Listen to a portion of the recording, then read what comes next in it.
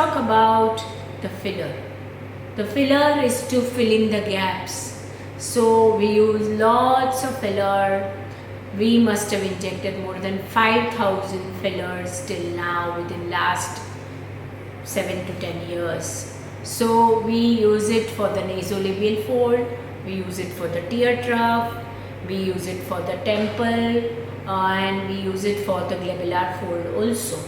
So when the lines are static, these are the static lines which are there without any movement of the face or the lines.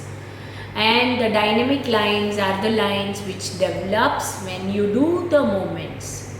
So filler is to do the static lines, and Botox can be done on the dynamic lines. So when we actually inject on the nasolabial fold, your face starts looking instantly 5 to 7 years younger. Depending on the how deep it is the fold, we use either 1 syringe or 2 syringes. Okay, the result is instant. Contact us for more in details.